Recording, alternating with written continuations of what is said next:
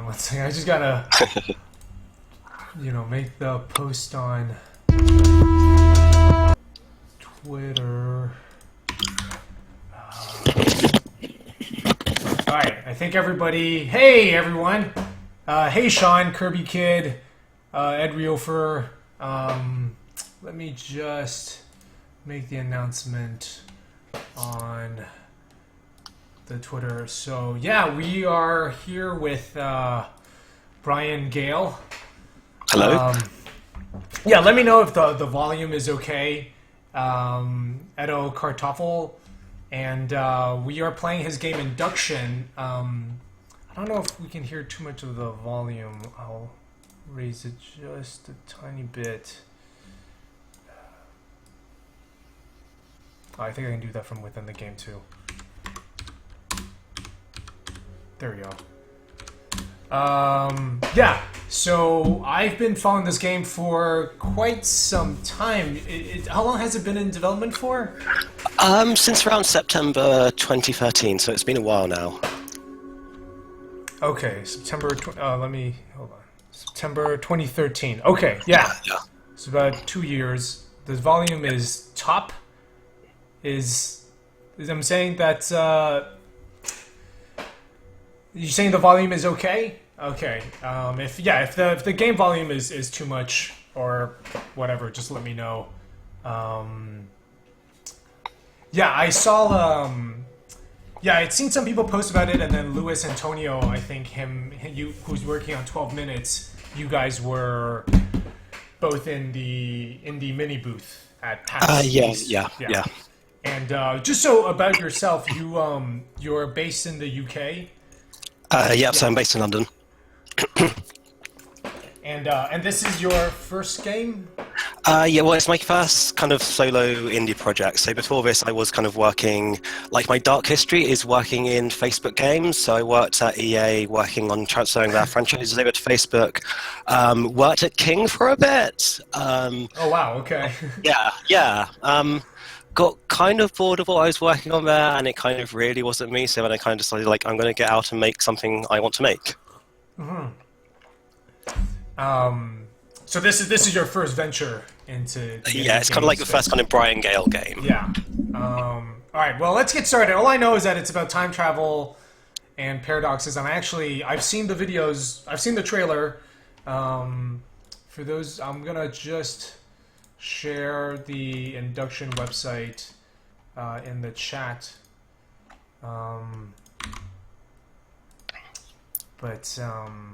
And then we'll get started. So, yeah, time travel working. I know it's got a time travel, but I will see. So I'm playing with keyboard and mouse. Okay. So I think you did first level. So if you just press space here to go to do the first level again. So got it. Okay. Yeah. Clifton says hi. Unfortunately, his hi, Clifton. Thing isn't doing. So I can use like the left, right arrow keys to move. Who's doing the sound, by the way? It's really nice. So sound and music is by a guy called Tim Scheel. So he worked on the soundtrack to Duet, which is this really kind of nice minimalist iOS game. And he's someone I met at PAX East last year. So I kind of, at that point, I hadn't kind of really figured out who my composer was, but I'd known about this game, and when he came up to me, it just sort of like clicked that, yeah, you'd be kind of a good fit. This is the Duet that's like the Cypher Prime game? No, it's an iOS game where you've kind of got you've got a red and a blue blob, and you kind of have to rotate them around each other to dodge stuff that's falling down the screen. So it's kind of very super hexagony kind of style Twitch game. Okay, I see. So I'm noted with these steps, it's kind of cool. So I can only go up the single steps, and I can fall down but I can't go up the larger steps. So anyway, so at this point, I'm basically just teaching very basic movement, and there's this exit thing you have to get to. And hello, Garlando Bloom. Yeah, sorry, there's no quality setting for the stream. Let me see. Well, this will all be archived, but there's also the Garlando Bloom Duet game. I'm assuming I want to go into this thing. Okay, Yep. I assume correctly. Oh, interesting. Okay. It's interesting. So this is like, I guess I'm choosing the next level. Yeah.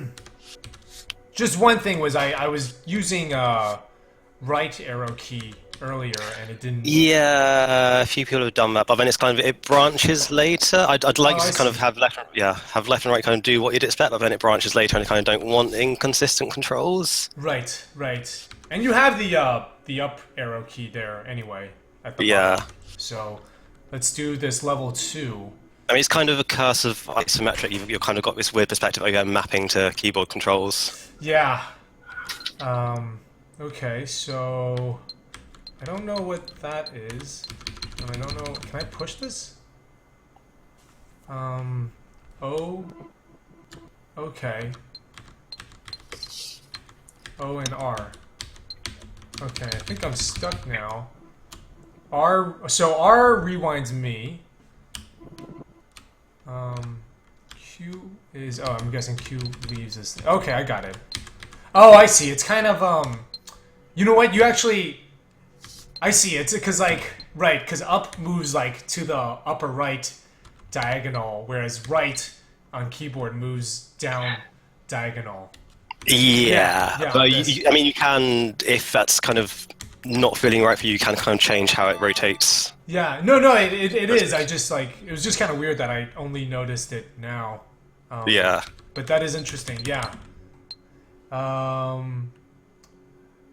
Main GI says he loves the buttons on the sides, by the way, reminds him of Quap or Pshi. Oh, good point. Yeah, I'd not even thought of that. R is restart, O is opposite. O is whoops. Okay. Let's see. So that's that. Okay, I see now I like this actually. I like that it's this dynamic manual is kind of nice. How do you mean? Oh, are you talking about? I just like that it's the menu. I can kind of like Oh, okay, yeah. see the game being played. Like it's not just a image of it, but it feels like it just feels really alive. I think that's kind of a nice touch. Ezio Auditore has a question for Brian Gale. Have you thought about maybe a UI element to hint at what to push for the level select, or maybe rotating the view ever so slightly counterclockwise? I mean, when you get into rotating views, then you're kind of, it's sort of violating the isometric perspective of what I don't want to do. There is already kind of the hints for button presses, but that is something I can kind of maybe keep those around more. Right now, it's kind of once you've done it once, I'm assuming you know how to do it, but maybe it's like there's more explicit teaching needed. Oh, yeah. RDJ says maybe put a small arrow key icon in isometric view to help remember the directions. But I think like it's not a huge thing. Like once you get used to it, you don't need the reminder. Yeah. This is interesting. Okay. Oh, that's okay, interesting. Oh. So I guess O is like a whoops and R is a faster reset. Basically, yeah. That's kind of cool. Okay. And this is made in Unity. Yeah, well, it's Oh. Unity, but in the most, like, not Unity way possible. So in the kind of a Unity editor, I've got a single game object, and that has a single script, and then everything else is just code. So it's like none of these things here are game objects. I'm basically using Unity as a nice way of kind of writing cross-platform C# code. Right. I'm kind of like ignoring most of the magic that Unity gives you. So this is not. There's no actual model for this. I'm using Unity as a level editor, but then that's kind of outputting stuff to a JSON file, which then gets read in through code. Oh, okay. Oh man, sorry to hear about Sean's internet. But yeah, go on. Sorry. Yeah, I mean, I think kind of with the rewind mechanic, I'd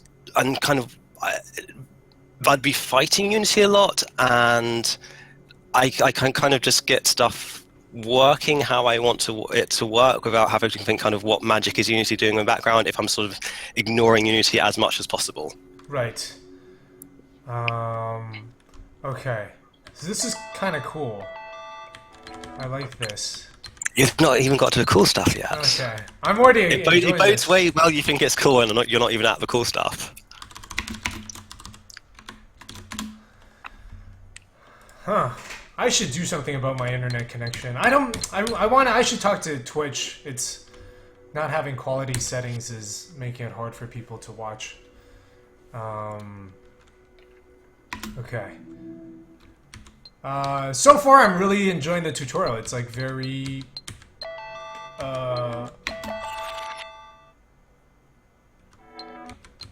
okay. Okay. Fuck.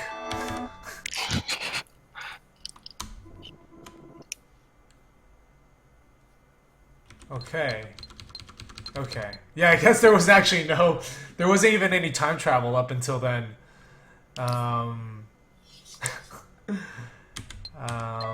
Okay. I want to hold it here for a while.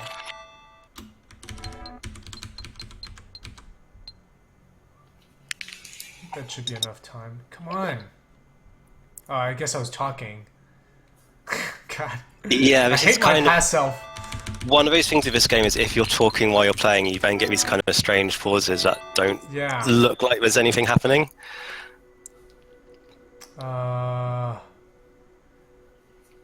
Okay, yeah, it's really just the bitrate of the stream. Fuck. Oh well. Hold on, okay. No, we already did this.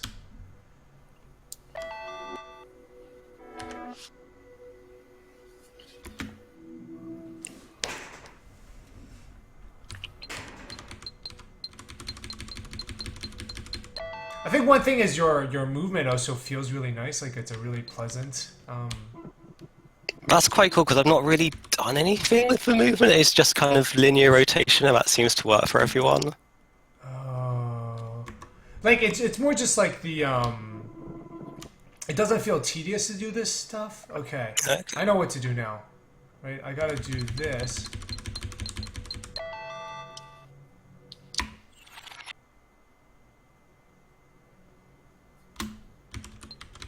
Oh fuck.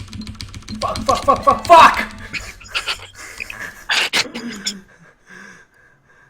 Hold on.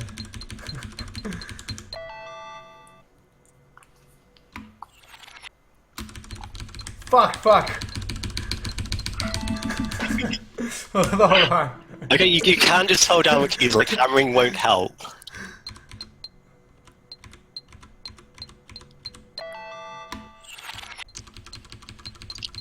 Oh, I see. Yeah. I know, I see what's happening.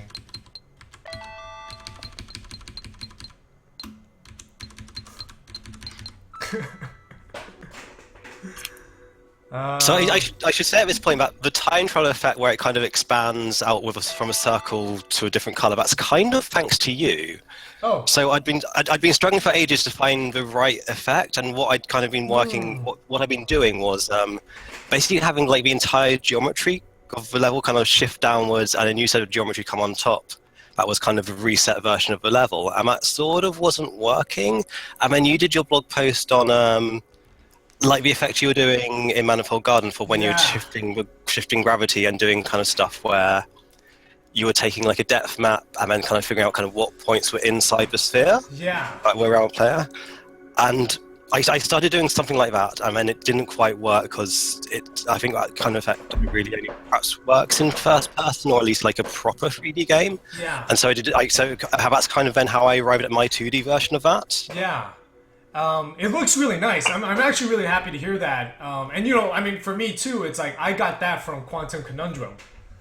Okay, yeah. Like that was where I saw them doing initially, and I wasn't quite able to do it their way. I ended up doing a weird thing differently, but yeah, I can see how the way you're describing it before with like the new thing coming up from above doesn't make much sense. This, I really like the way it's done now. Like that feels really solid, and it works well with the art style.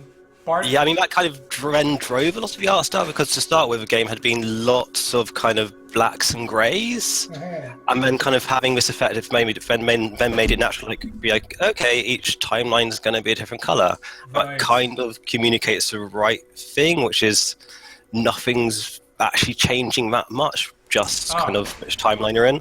Right. Okay, Bart. Thanks. I'm gonna bring my talk closer to the mic. There's a bunch of questions that I just want to catch up on. Question for Brian Gill from Ezio Auditore. Do you find that designing puzzles for your game makes it unplayable for you as the developer since you know all the solutions?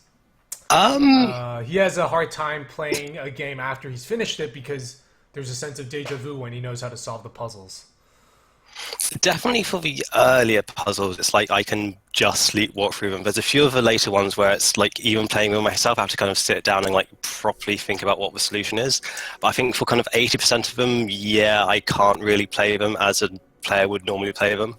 Yeah, for me, there were definitely early, not so much anymore just because we've been working on my game for so long, but definitely during like the first 6 months, I designed these puzzles and then come back later and I'd forget how to solve them. And I always felt that was a good thing because that meant like the solution wasn't immediately obvious. Like even as the designer, when you revisit a puzzle and are like, wait, what's happening here again? Okay.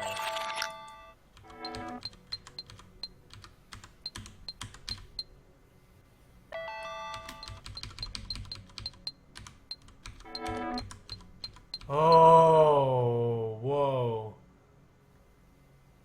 Okay. This is weird. I like that. This is very cool because I am actually very much thinking time travel.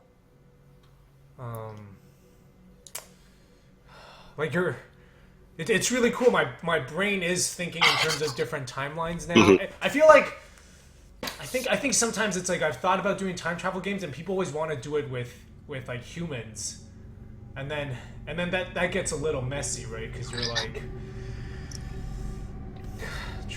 but this is, even though it's very abstract, it is getting me to think like that. Yeah.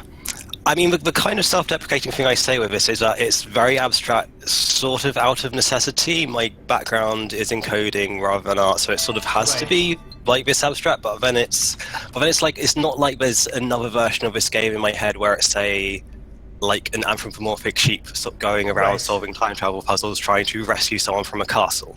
Right. It's like this is sort of how it's abstract out of necessity, but it's also abstract out of like this is how I want it to be. Yeah. Huh.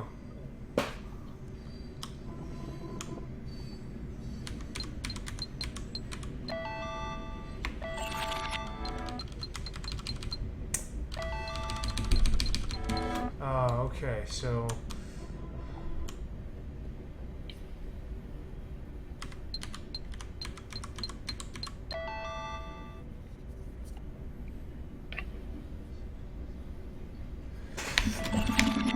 I think I'm just moving away from the mic, so I need to,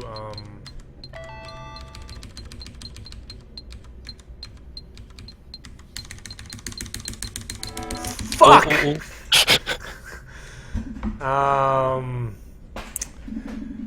Alright, I'll talk closer to the mic. This is, okay. Do you think that's like one,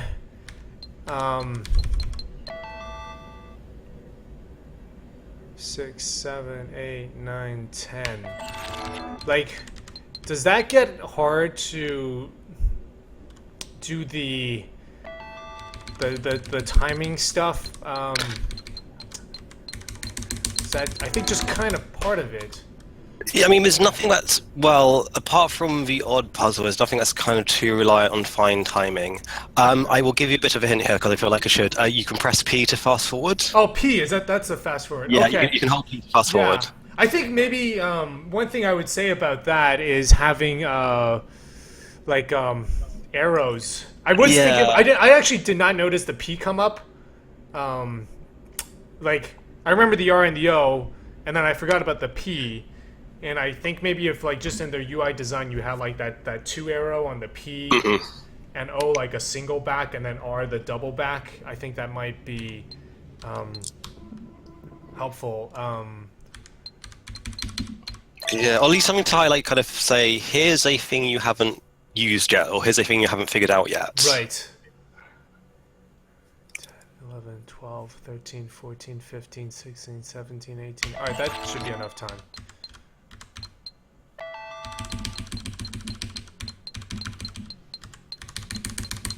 Come on.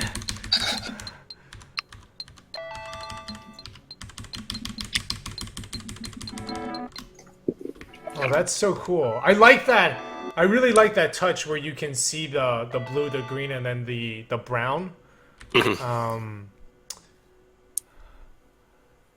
William Cheer teaching counting. The piss jug. Did you see that? Oh god, yes. Yeah. Yeah, Twitter, like, after that was hilarious. Oh, I know you can't see my camera, but here's... I'm not saying what it is. Oh, did you... Yeah, you posted, like, your own one, didn't you? Yeah, I posted a few of them. Okay, let's see here. So... Oh, okay. I'm gonna just do some testing on how this is... Okay, I get that. I wonder, just as a quick test, I want to see... Can I... Okay. So I want to do something like this. This is just a test. I just want to see if I can hit myself. Oh shit, I can. Okay, that's cool. So basically, I had the purple guy. So what I just did now was to see if my current self can impact self in another timeline, and you can. Yes. Jesus, I'm just thinking in terms of how you're doing programming. I guess it's like keeping track of all the steps. Yeah, there's kind of... Yeah. Yeah, there's a lot of bookkeeping involved. Kind of really not fun code, and trying to make sure that stuff... It's kind of surprisingly hard getting the stuff to replay precisely. Right.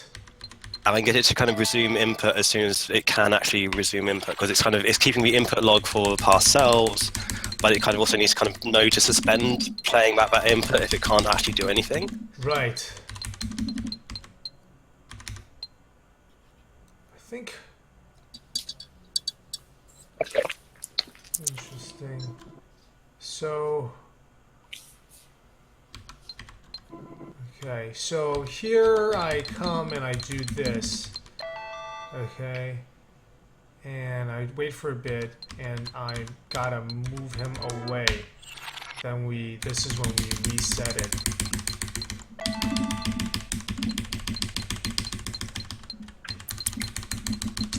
But then does his past self start to... Oh no, because I'm in his timeline. I see. I think I understand.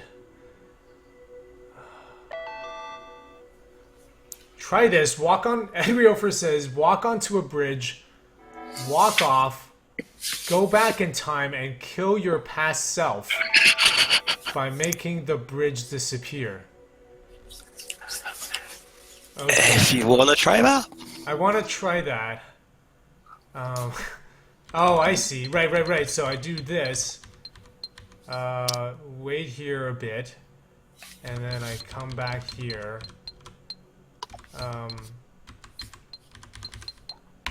Now we wait for this guy to go. Oh fuck, I screwed it up. I pushed it, okay. Bad at killing my past self. This is so cool. Damn, this is... it's very, yeah. Like, definitely getting a sense of how...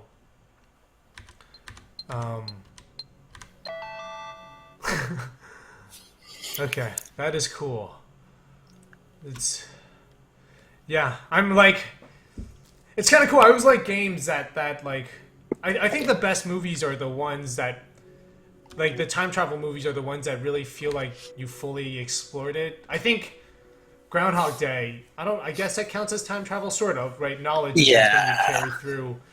And I like that movie a lot because it feels like he does everything you would want to do in that scenario, right? He like robs a bank, tries to kill himself, like, and it never feels like nothing is explored. And I feel in this one I'm getting a really,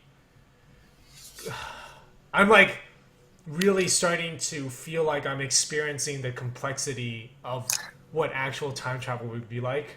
And That's kind of what I'm going for. So I'm really glad to hear you say that. But yeah. it's like so far we're not kind of scratching the surface. Yeah, but already I'm like, okay, there's all these timelines, and like this is what I do, and you need to keep track of this, and it's just like, yeah. Someone say Cursor 10? I don't know what everyone is talking about there. Is that another game? Yeah, so it was a Flash game from like a few years, well, quite a long time ago now, I think, where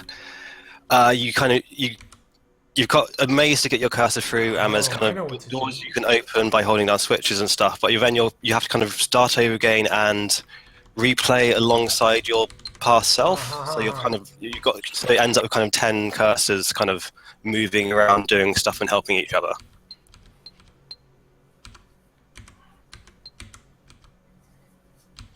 Okay, I was thinking I could climb on top of my old self. But that doesn't look like I can do that. I wonder if I can get my old self to touch. Like, that must be it, right? Where I think in this one, I can get my old self to touch the square. Wait a minute. What the fuck? Oh, okay, right. Cause, oh, I see. Okay, hold on. Okay.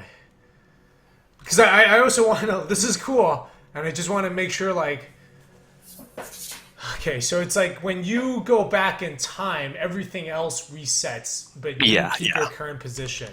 Yeah. I mean, I think a lot of time travel games, their mechanics, it's more when you reset, you also reset your own position. Yeah. I think that's what most of them do. Yeah. So just by like this one change, it's kind of setting it apart quite a bit. Yeah, and also because it's different, right? Because that allows you to, if I recall correctly, I think the Talus principle resets you. Does it? I've still not played it. Oh, I don't remember. Does it? Can someone who's in the chat? I feel like. I'm not sure. I don't remember. Okay.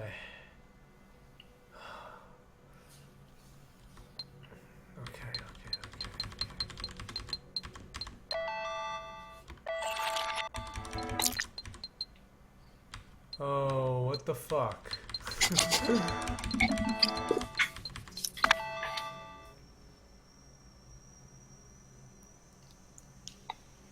Does that solve it? I solved it in one timeline. That's very strange.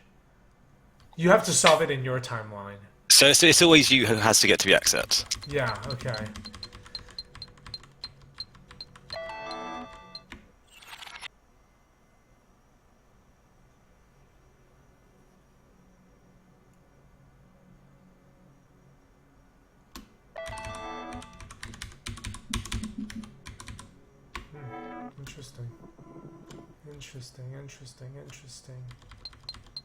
Interesting.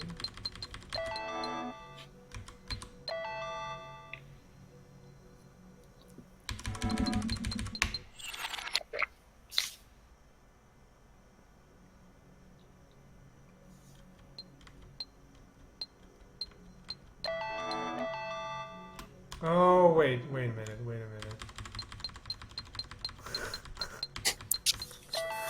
What the fuck?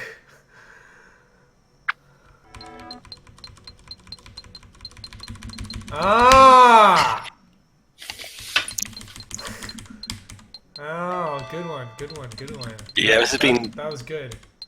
Yeah, this is kind of one of my favorite ones, just for kind of how simple it is, but kind of the reaction it gets. Yeah, it's that is very very cool. This is made in um, D7 Samurai was asking. So yeah, Brian answered this earlier. It's Yeah, yeah, it's Unity. Unity, but sort of But that more as a no. framework. Yeah, yeah. This is a good one. It was so interesting with this because you're at first it seems impossible. You're like, how am I gonna get past that? The other guy, and it's such a fun way of time and spatial relationship, which is so interesting. Um, it's yeah. It's very. My mind's in like this very interesting state now where, yeah. Oh, I don't need to mash. Oh, I don't need to. I can just hold. No, yeah, yeah, yeah. Yeah. Hey, I like the tapping. I'm starting to feel sorry for your keyboard. It's a mechanical keyboard. It's meant to be tapped.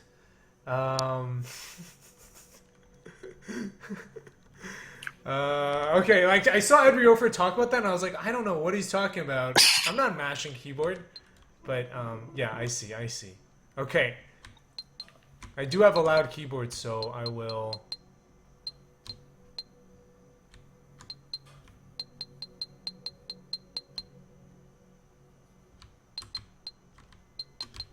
What the fuck?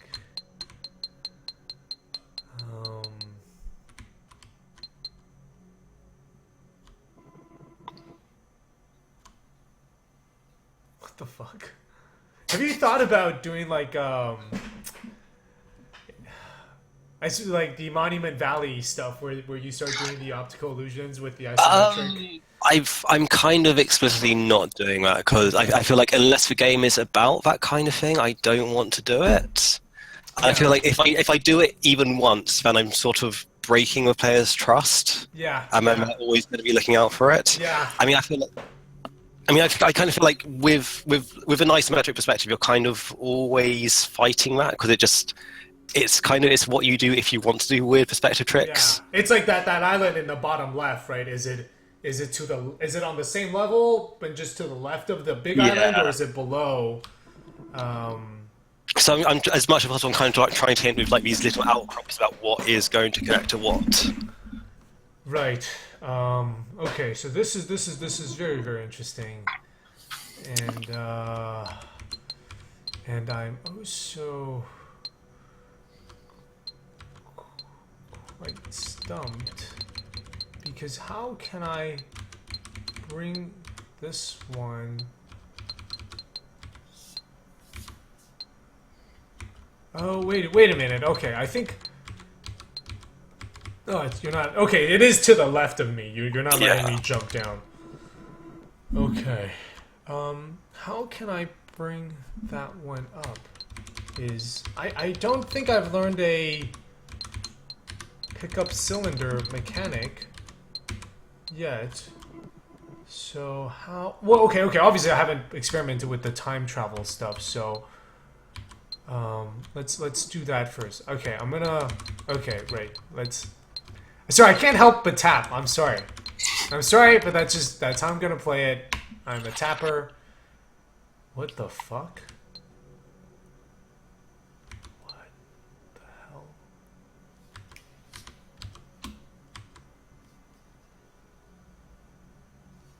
Hold on.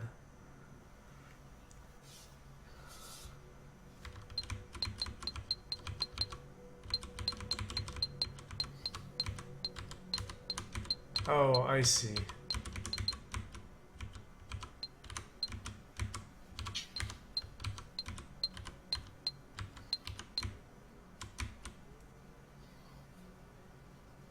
Huh.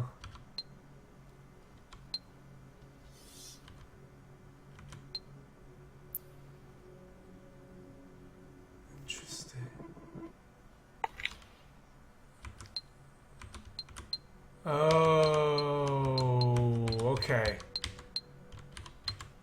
What are you thinking? Oh, well, D7 Samurai told me. He kind Okay. of... Oh, I see. Hold on.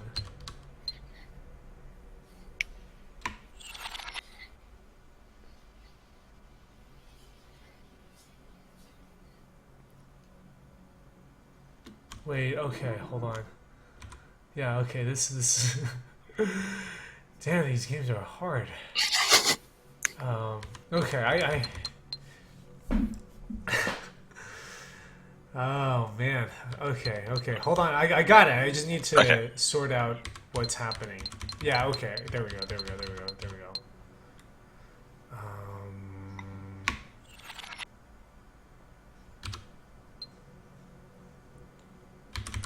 What the... Okay. Huh. This one's really hard. Hold on. I got it. It is not... Oh, I see. I see. I see. I see. No, no, wait.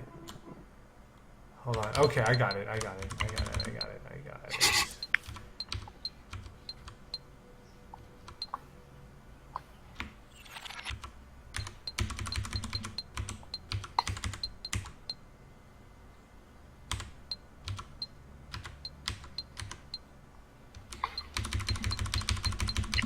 Whoa, that's weird. What the hell? Whoa. Wow. So with top left bit, were you getting confused by the perspective there? Was that... No, no, no, no, no. I wasn't confused by the perspective. I just didn't know how to get the barrel up. Right? Because this is, sorry, go on. I was about to say, kind of what I originally had was, before this level, there was a level purely that didn't use the time travel mechanic at all. It was purely teaching you that you can stack blocks and push them. But then when I play tested about, a lot of people got very confused about it. They kind of wanted to use a time travel mechanic. Yeah. And even though the puzzle didn't require it, it was just the puzzle was to teach you that you could stack blocks. So I kind of ended up having to cut that one because I couldn't find a way to make it work. So then it kind of throws you in at the deep end a bit, expecting you to sort of just twig that you can stack stuff. I don't know if it's too much or not.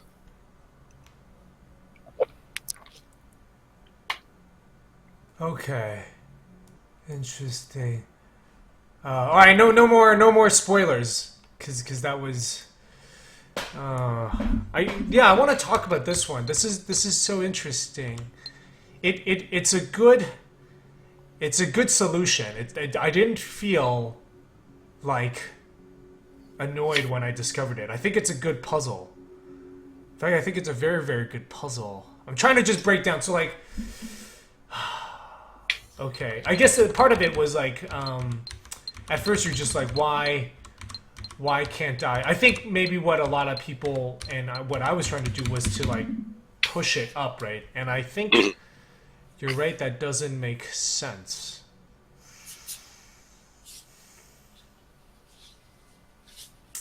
Yeah, interesting. So let's walk through this. So the idea is you want to make this fall, and then when you invert, you have to, like, ultimately this is not so much, I guess here's two things, and I think is what makes it very cool, is that there's the stacking of the cylinders, right? That's like one idea, one technique, if you will. And then the other, which is that you stay in the other timeline. And what I mean by that is I think up until this point, all of the puzzles, if my timeline is timeline A and the green timeline is timeline B and C, all of them had you start in A, do something in B, but stay in A, right? Then go back in A and continue in A. Whereas what's cool is in this one, you finish in B. You've always been finishing, apart from like the very early tutorial ones, you've always been finishing in B. Have I? Really? Yes. Yes. Interesting. We are... Okay.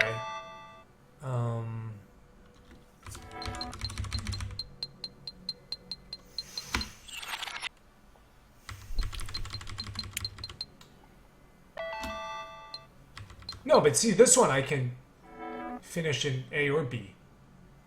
This one I can finish in B, but I can also... Whoa, okay. No, I've been finishing in B. Interesting. You're right. Huh. I take that back then. Interesting. Why did I only realize that now? Sorry, yeah. Yeah, that's interesting. I will talk louder, closer to... I don't think this time traveling mechanic is going to work its way into Manifold Garden because it's going to make the design a nightmare, and then the coding, I do not want to deal with that. Interesting. I guess I've also been, yeah, I have been finishing in B all the time. That's very, very interesting. That's interesting. Why did I only notice that now? Okay, so it's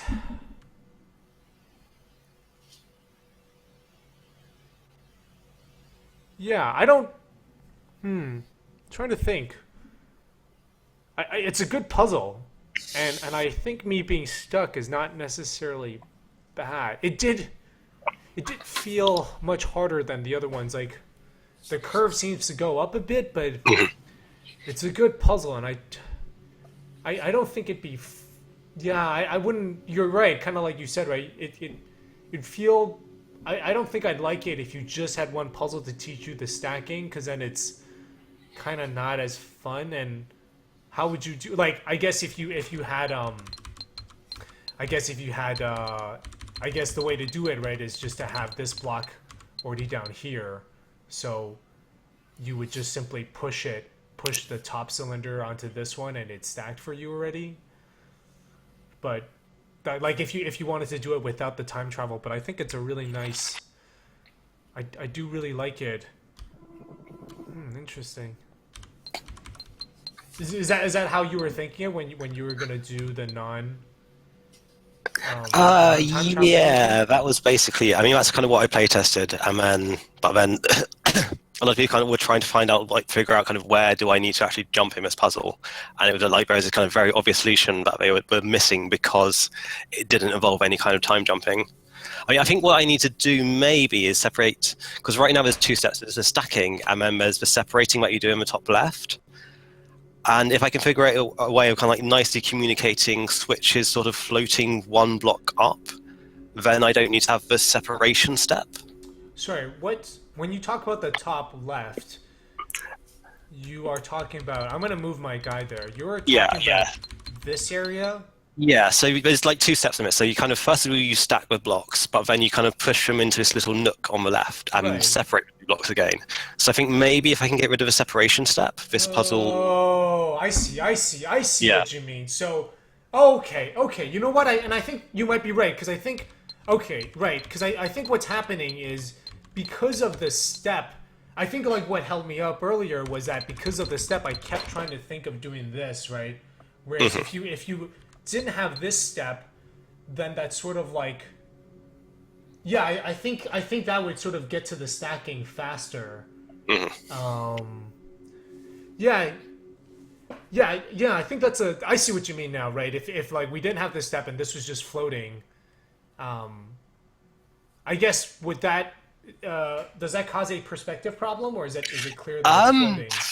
It might. I mean, it depends how I communicate it. What I had in mind is like, so you have the outline of the cylinder, and then you have like that little blob on the bottom. If you can just like separate those two out, so a blob is always on the floor, and then you have the outline floating above that. Maybe that's kind of one of those things I just need to like try and see, or maybe have some beam extending down from the bottom of the switch to wherever the floor is.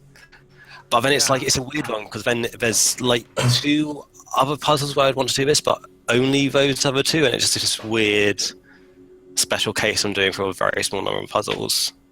Yeah, it's you know, so just Bart and they're in the chat talking about, we did talk a little earlier about Euclidean, because I think certainly with Monument Valley that the isometric, but I think Brian is right. I think that gets a little too much. That seems to be mindfuckery for the sake of mindfuckery at Yeah, that yeah. point. Whereas right now it's very there's like It's like there's already enough mindfuckery yeah, later. yeah. I do. Plus, there's like way too many Escher games out there. It's enough. You know, Manifold Garden is the Escher game to end Escher games. So, no more. We're this is very. Yeah, I think. Yeah, because I don't think it was the. Yeah, I think ultimately what tripped me up was that I kept thinking I could push the cylinder, like squeeze it on top, and I think that was just. I think it was like getting caught up in that was like screwing me up a bit, but yeah, this is a fun one, very interesting, very interesting. This is gonna be a fun one. Oh fuck. Which number puzzle is this? How many have I done? Oh, I want to say about 12. I don't know off the top of my head. Okay. You know what? Let me just take a quick break and post on the Twitter and let other people know we are streaming. I'm-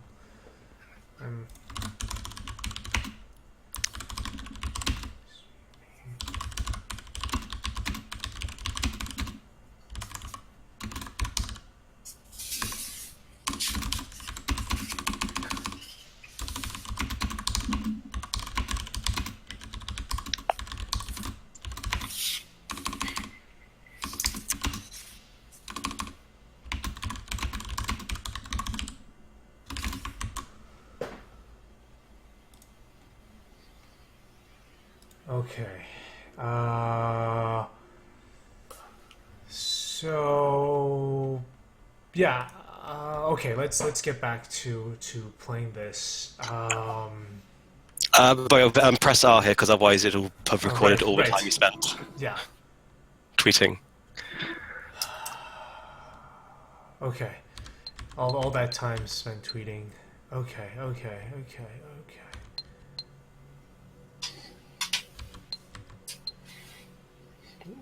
Oh, this is good. I know this one. I know this one already. Okay.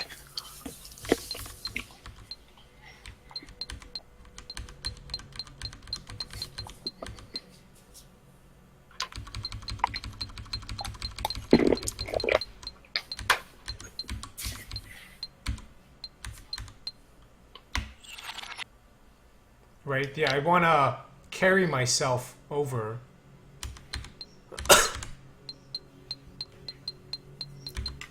Boom. I'm a genius. Clearly.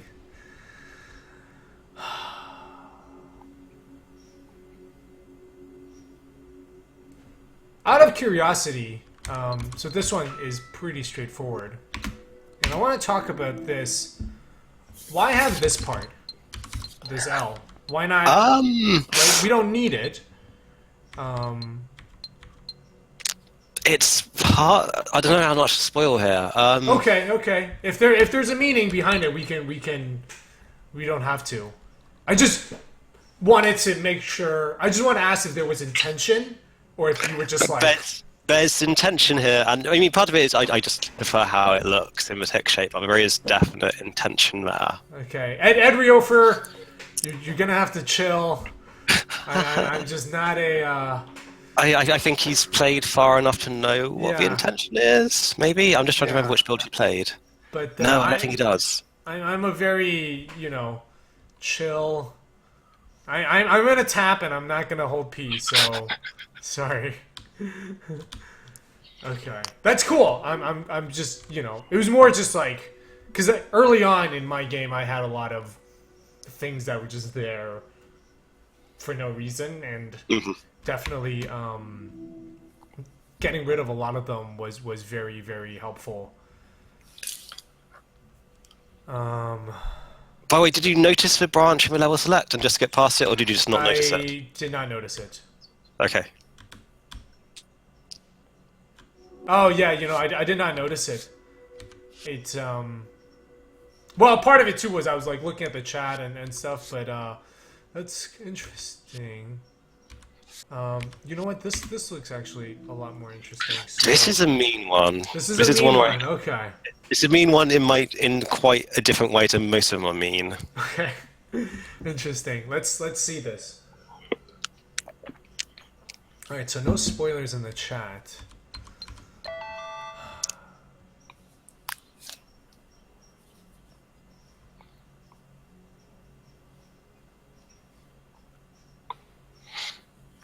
Okay. What the fuck?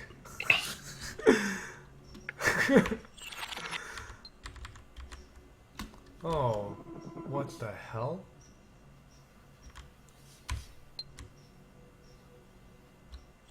Oh, wait a minute. I know what I'm doing.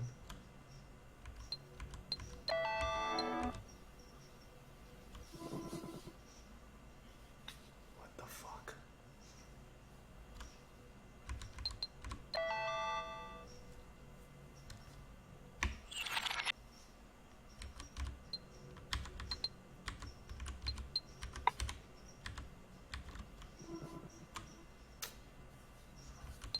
Oh.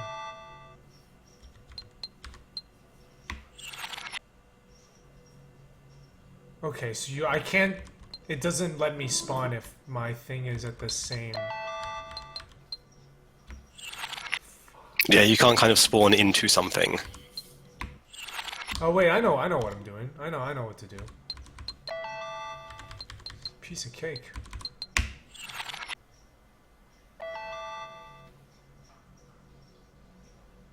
God damn it. Wow, this is a mindfuck. Fuck! Wait, hold on. This is,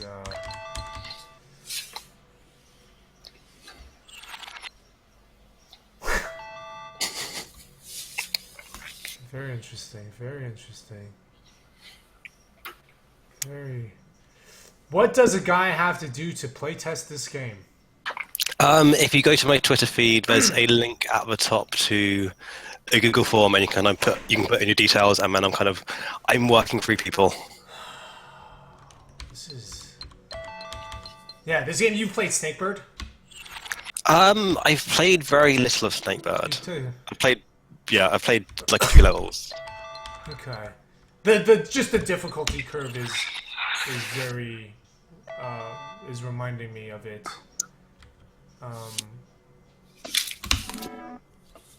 I don't think the puzzles are the same. I actually like the puzzles here a lot better. Snakebird was kind of cool in just that it's like here's a mechanic and then right away you're just like a really hard puzzle. But it did feel very... It was never clear. The thing with Snakebird was I felt I never was able to plan very well because a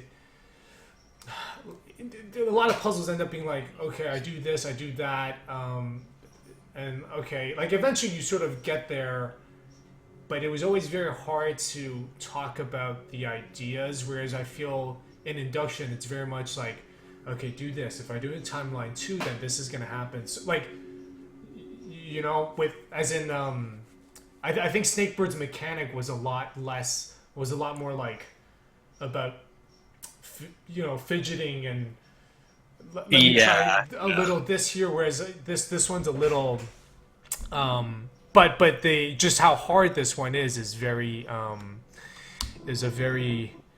is really interesting. It is definitely let me try it again. Okay, this is so... I like that it just, like, seems impossible. And I think I know what to do. I'm wondering if it's a timing thing.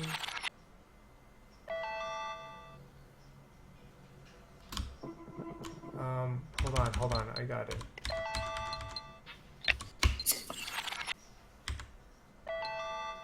Oh, fucking A.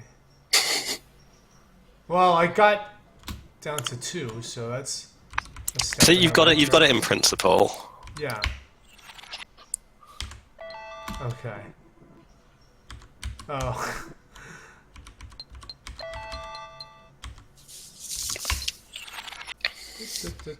Fuck. Okay.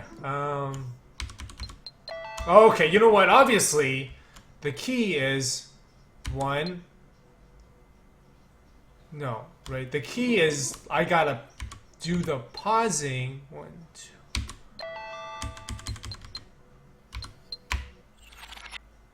One. Okay, I got it. I got this one. Yeah, I see what you mean. It's mean in a different way. Yeah. I think it should be like, you know what? I think you gotta count it, right? Like 1, 2, 3.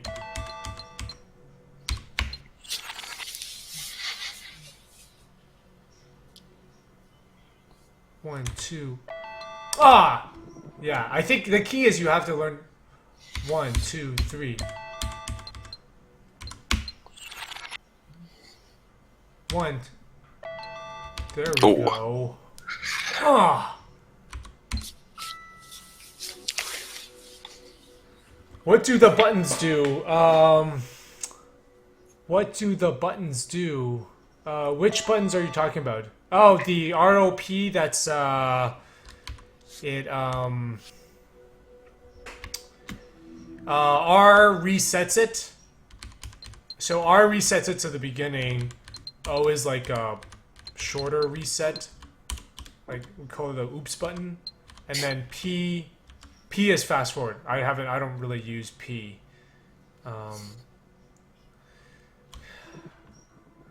Yeah, my head hurts. In a good way. So I mean, what were your thoughts on that last puzzle? What were my thoughts about last puzzle? Okay, let's go back to that one. Let's go back to that one. Yeah.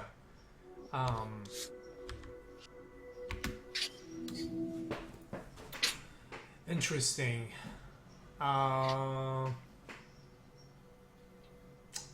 My immediate gut reaction is I'm not crazy about timing-based puzzles. In that they are execution. What is interesting about it here, though, and I think it, right, okay, so that's just thing, but it's slightly different here, in that it is the game is about time, and I think thematically that's very fitting. It's in some ways like the star puzzles in Braid. You know about those? Yeah, I never did those myself. Right, I mean, they're kind of ridiculous, but what is interesting, and I always thought they were just like hard for the sake of it until I read someone's article. I forget who it was, but they were talking about well, what's interesting is that he's making you look at time again in a slightly different way. Like one of them, you have to be on a cloud. There's like you have all these clouds, and I think one of the clouds just takes like 8 hours to travel from one street to another. Yeah, I've heard of that one. And so that's a cool. I like that on an artistic and design level. That this is really about time, and we're just getting you to. It's not hard. So it's. I think the thing is once you recognize, like the once you make it to the second step, you're sort of like, you got it in principle, right? And it's just a matter of getting your timing right. And I think what I do like is that it, what I do like is that I kept trying to fight. The also other interesting thing about this is that the timing, you ultimately set the timer, right? Like you saw early on, I was like, I would do this, push it,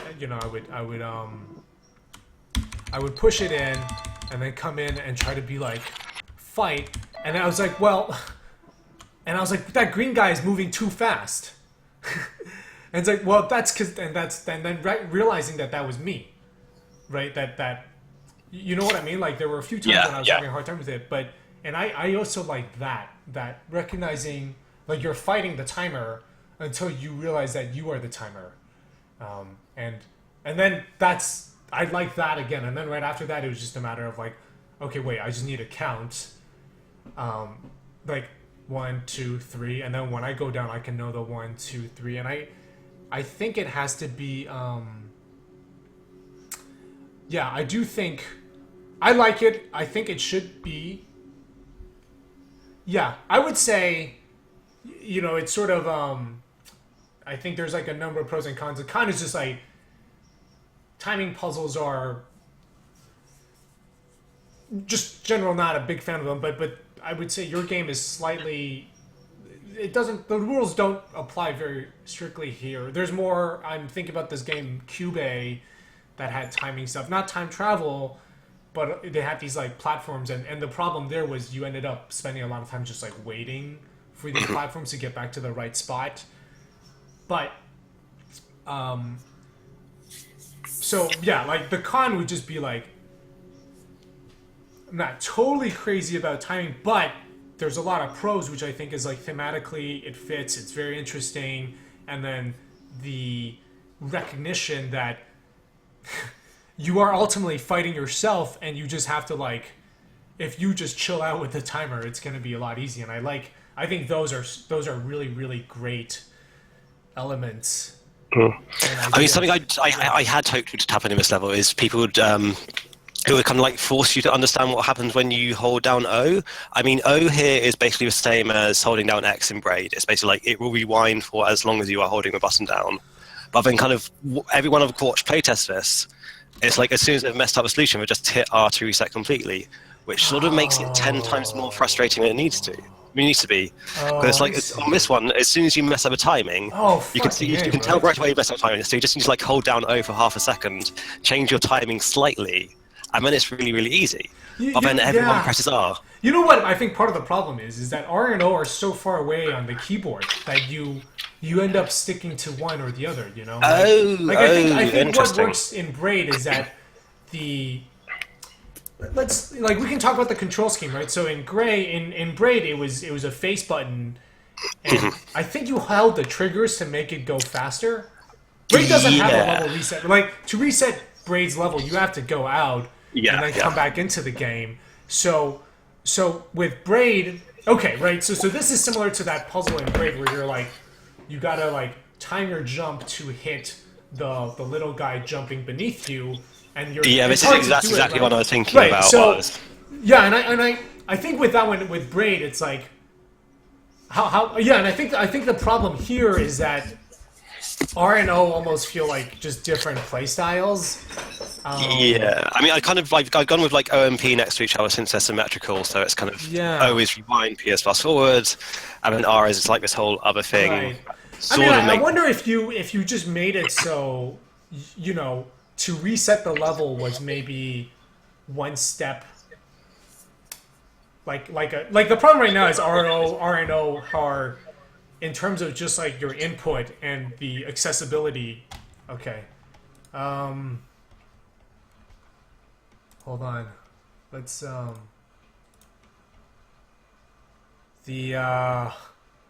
this always happens. Ugh. Hey. Hello, lost you for a minute. It always happens. Hold on a second. Let me just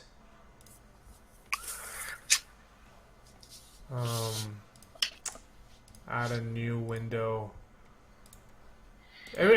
Google always does that. It's really annoying.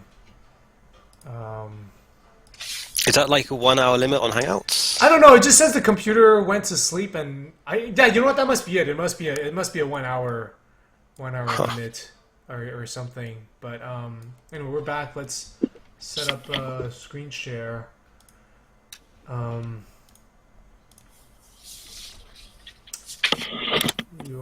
am your screen sharing. Hey guys.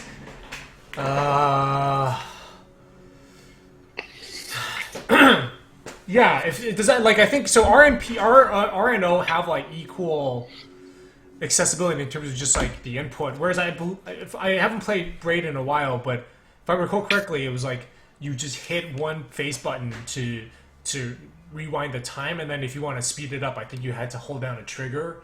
So it was like, yeah. Whereas I think with yours, because of the way it's currently set up, you can kind of just like R and O are sort of the same, and most of the time, the O is just feels like a longer R. So I'm just gonna do R if that Okay, makes yeah. sense. I think that's why. Yeah, I mean, even though like now that you've told me this, it sort of does make sense that I would want to do O, right? Yeah, I mean, I feel like kind of this puzzle's late enough that you've already settled into doing one or the other. Yeah. Because my plan had been to actually put this one kind of quite early on to force you to learn what O does. But then I feel like it's too weird to actually have on the main path and to have too early. But yeah, but then I think kind of most of the mistakes people make, you don't actually need to press R at all. You actually need to undo a small thing. So I know it kind of feels like I need to do something earlier on to reinforce that O is an option, or perhaps kind of just hide R more. Try and force people to use O rather than R, to force people to use rewind rather than reset. I mean, another thing I'm fighting is kind of people coming to this game thinking that it is going to work like Braid, because in Braid, like, all the power came from rewind. Here, rewind is basically an undo. There's no kind of actual puzzle-solving power to undo in this game. Right, yeah. So part of it is just kind of reinforcing that it doesn't work like Braid.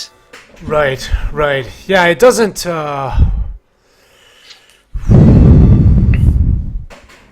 Yeah, I mean, I like the way I solved it better, I think. Because I think if you're using O, that's more just like tweaking the timing, and that's slightly different than the recognition that you set the timer. Okay. You can make it as hard as you want, which I think this one using O doesn't quite get. It's not a bad puzzle. It's a good puzzle, and I like it. But yeah, I can. That's a tricky thing, right? How the R and the O. It's very interesting. Interesting. Does this show me which puzzles I've done? Doesn't let you. Basically, like if it's like a replay moving, there, yeah. I mean, you can kind of access one beyond the one you've done. Right. Let's do one more, and I think what we'll do is we'll wrap it up. Because I don't wanna spoil. I mean, do you think this is a good point, or? This could be a good point. Let's see what the next one after this one is. I can't remember what off the top of my head. Okay. It is in all the best ways possible, kind of hurting my brain, Cool. but in a very, very good way. And I know a lot of people in the chat are big puzzle enthusiasts, so I don't want to, I don't want to, oh shit.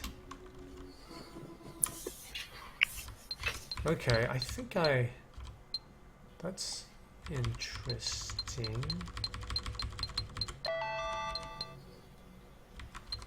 Interesting.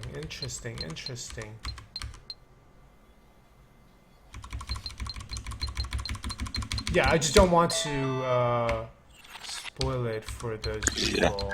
I think if the next one is the one I think it is, that would be a good one to not spoil. Fuck. Fucking. What the hell?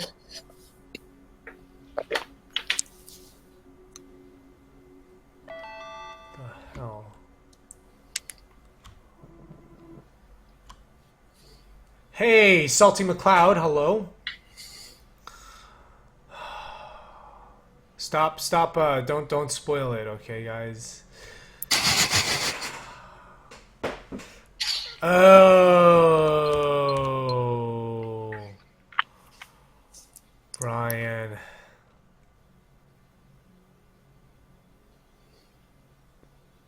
I know what to do now. This is good.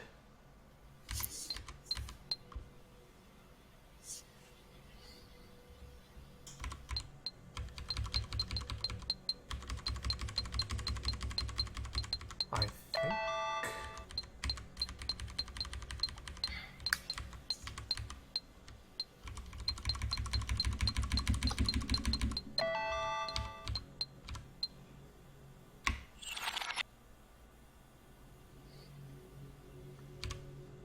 Fuck!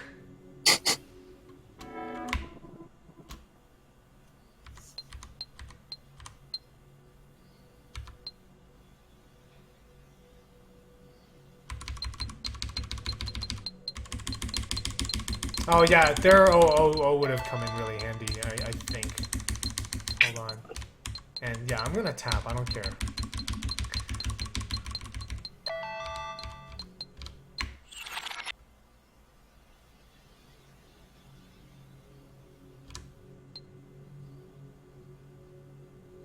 Fuck you. Oh, wait, I got it. This is good.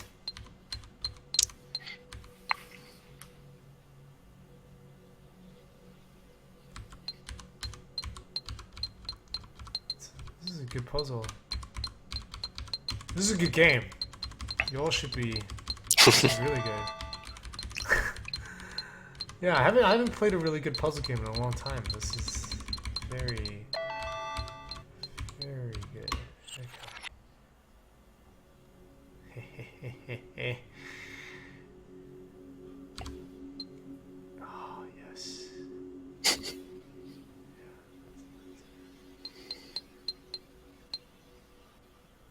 Oh. I like the dots, by the way. This is, Yeah, that's one thing that take like a lot of experimentation to figure out the right way of getting that across. yeah. I mean, kind of just in terms of graphical style, how it's ended up, M++ has actually been quite a big inspiration. Oh, yeah, I can see that. You also have a lot of the, like, zoom in, zoom out. Yeah, because it really started off with this would be a good one to not spoil, by the way. Okay, well, you know what? Let's exit the game here now and just kind of maybe chat a bit. I don't know if the chat has questions.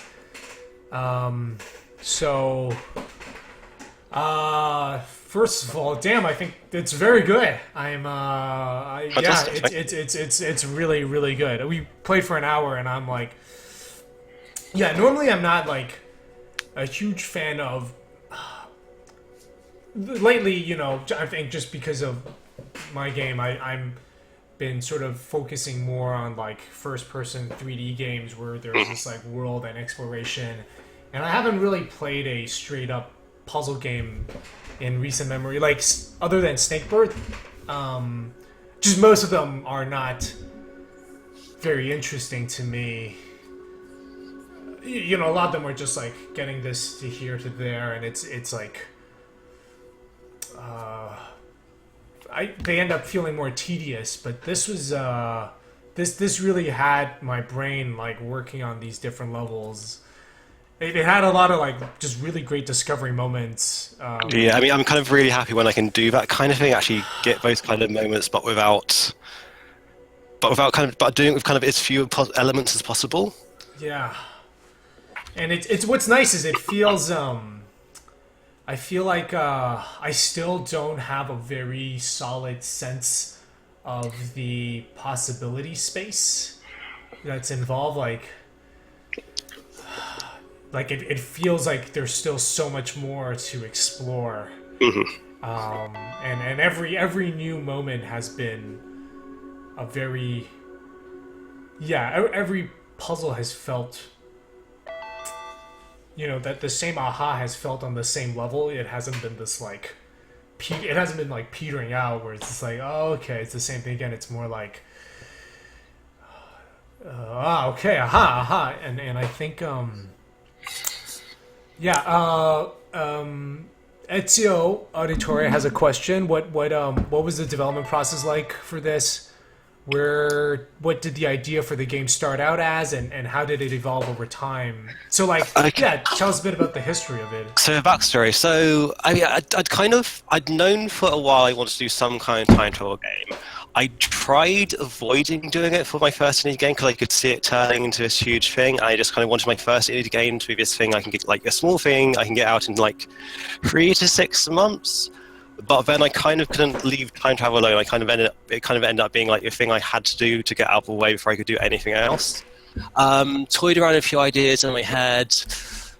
One idea I was playing with like a stealth-based time travel game, because then you'd have this interesting dynamic. On one hand, you'd have multiple versions of yourself to help you, but on the other hand, you'd have multiple versions of yourself to hide. And so I was kind of struggling for an idea for a while to like find like what I'd do a time travel game. I can kind of figure out what the core of the game would be. Then like I had an argument with a friend over the film The Terminator. Uh-huh. And so there's this so vague plot of a Terminator, robots in the far future, taking over the world. There's a human resistance movement led by John Connor. The Terminators send a Terminator back in time to assassinate John Connor's mother. John Connor sends this soldier Carl Reese back in time to protect his mother from the Terminator. Yeah, right. And hopefully it's not too much of a spoiler because the film's like quite I old think now. everybody's seen. Yeah. But then there's this whole plot point about Carl Reese ends up. It turns out that he is John Connor's father. And then if you try and unpick the cause and effect there, you kind of end up in this circle. And I was having an argument with a friend saying, like, well, that's fine, that's okay, everything's consistent at every single point in this circle.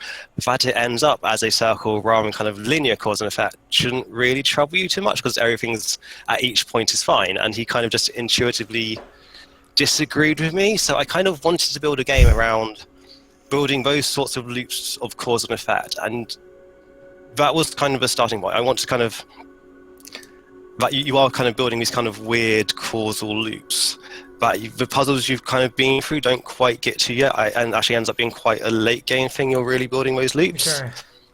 Okay. Yeah, and then I kind of actually went on this 3-month diversion doing something entirely different. I came across this game, Still Time by Alan Zacconi. Okay. And it turned out he was doing something very, very similar to me, so I kind of had this huge panic. So I just like threw a lot away and ended up trying to make this other game where the mechanic was... The elevator pitch I had in my head is that it was VVV, but for time rather than gravity. So you'd press space, and then the flow of time would reverse around you. Yeah. And there's some definite like interesting puzzles there. But I wasn't smart enough to make that game, and it kind of gets very, very messy when you've got stuff moving forward through time, interacting stuff moving backwards through time. So I sort of actually went back to my original idea, and then with a lot of iteration ended up at this. I see. Huh. Yeah, Yeah, I can see a lot of those ideas you talked about, you know, the stealth game, the VVVVV. You know, I feel like and it's just been you, right? Other than the sound. Yeah. It seems like to me like a really very good you know, you got this like nice minimalist art style that looks great and looks polished. Whereas you know the thing with like the stealth game is unless you have this whole team, it's just gonna look bad. Yeah. Whereas this looks great and it feels very doable. You know, I don't, you know, just the working with blocks, that's my secret too. And yeah, it's I wonder, you know, I feel the hardest part is probably conveying, because this is not a game that you can easily convey what's going on with screenshots, right? It's and just I knew from trailer clips in the same space. I was just saying, it's like visually, it's a lot of things happening in that same space, but within these different timelines.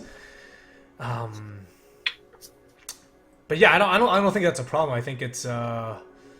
And then do you, you know, when you design the puzzles, do you just design a whole bunch? Have you just designed like hundreds of them, and then when you're testing, it's more just like, okay, I need to swap the order. This one is actually bad. Like, is that?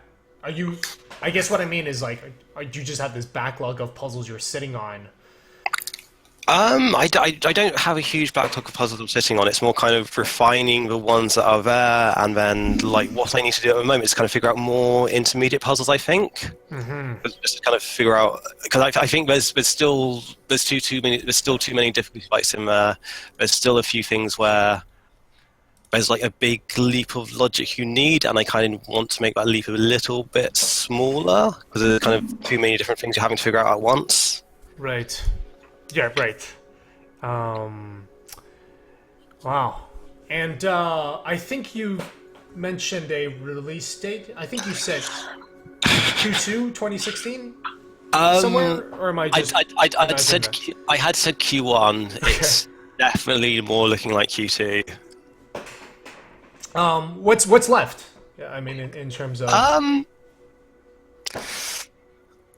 Get all the puzzles wrapped up, then get the music in. I mean, there's music in there now that is kind of quite far from a final soundtrack now. Tim's done some stuff that's kind of like kind of so much kind of further forward than what you're hearing in the game now. Yeah.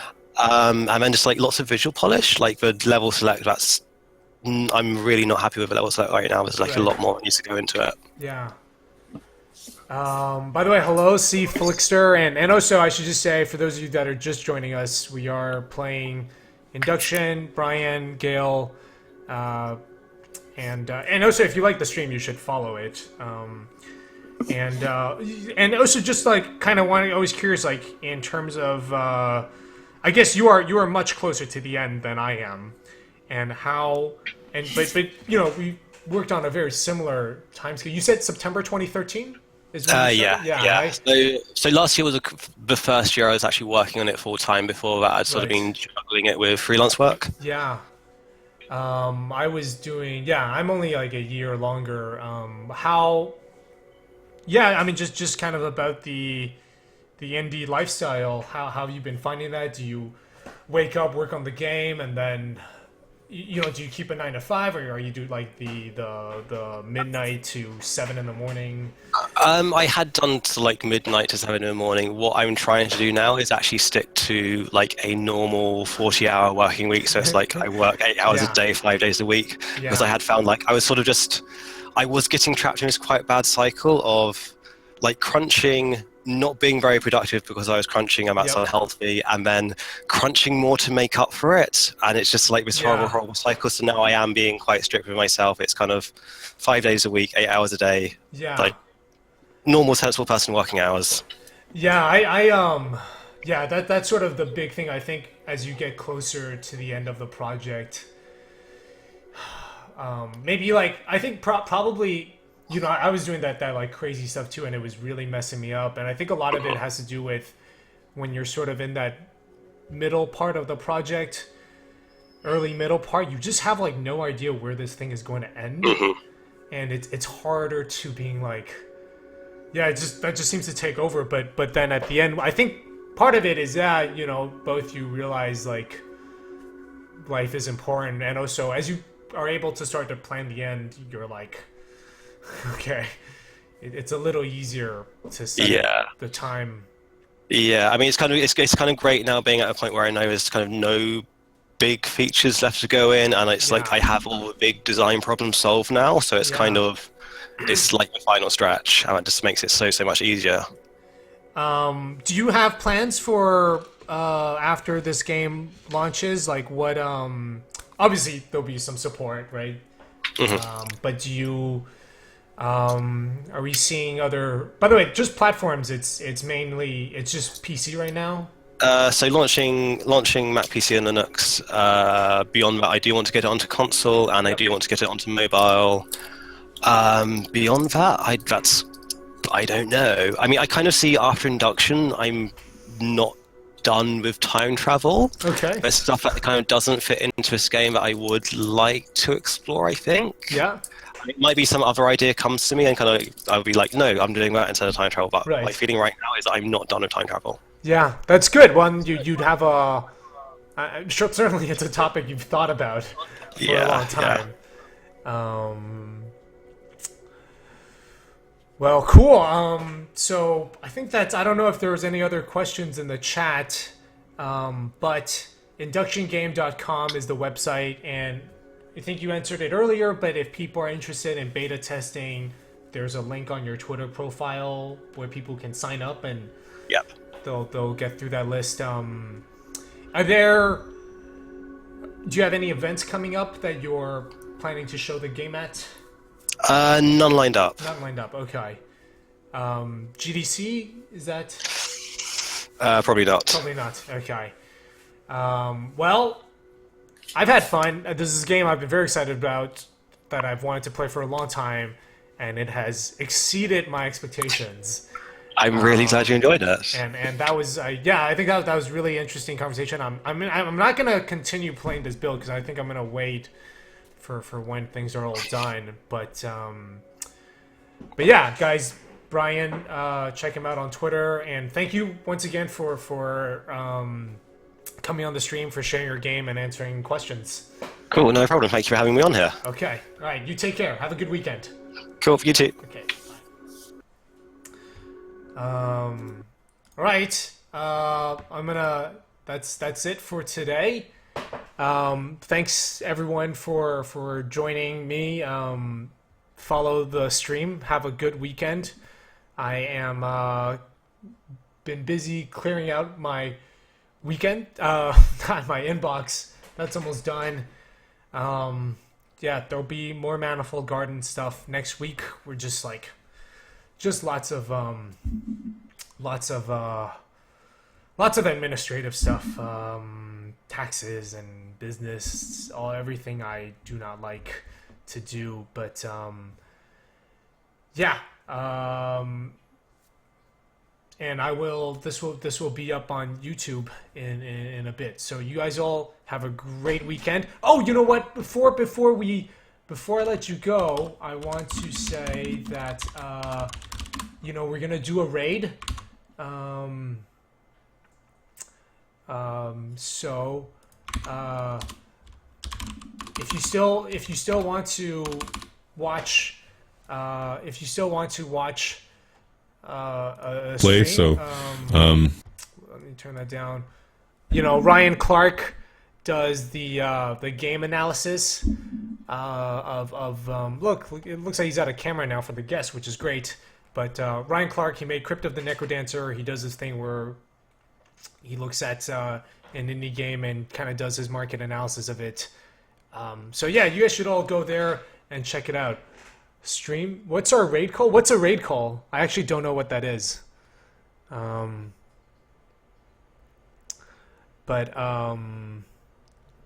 Yeah. Anyway, go hang out there. I'll be on there for a little while. Chicago does have snow. Yeah, it comes and then it melts. Yeah, I am gonna host it, but I'm gonna end it on mine first. What we all type when we stream raid. Let's God. Yeah, I'll do that after. Let's just say hello, Ryan. Because I don't really know. All right. Anyway, you guys all have a good weekend. Thank you for stopping by, and then check out Induction. That was very good. All right. Bye-bye.